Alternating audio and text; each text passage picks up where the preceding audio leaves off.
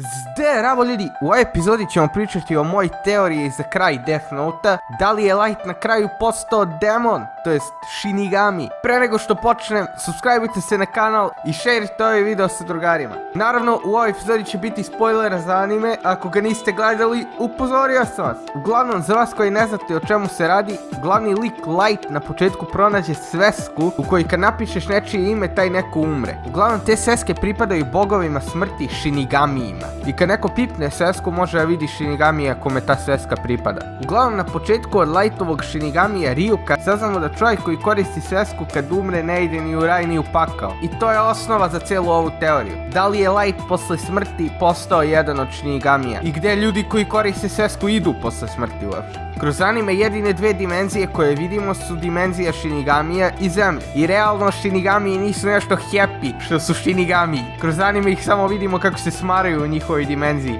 U stvari jedini razlog zašto je Ryuk došao na zemlju je iz dosade.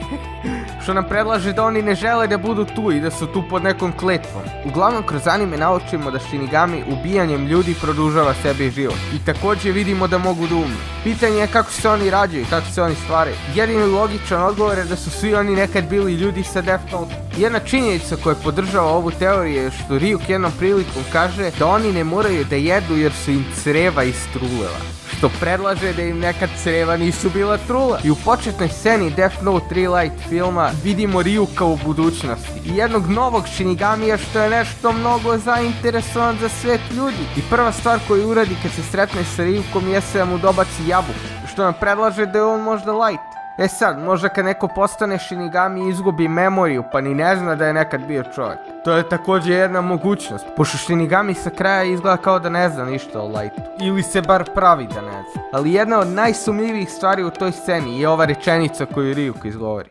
Now, if you were thinking of doing something stupid, like changing the human world, that would be interesting. Jedina osoba koja bi htjela da promeni svet ljudi je Light. Uglavnom, napišite šta vi mislite u komentarima. Da li je Light ovaj Shinigami sa kraja ili je stvarno mrtav. Ako vam se svidio video, bacite like. Izvinite što je bio malo kraći, jebi ga sad. I da, ako želite, možete da me podržite na Patreonu. To bi mnogo pomoglo sa kanalom. Uglavnom, to je bilo to za ovu epizodu i vidimo se u sljedećem.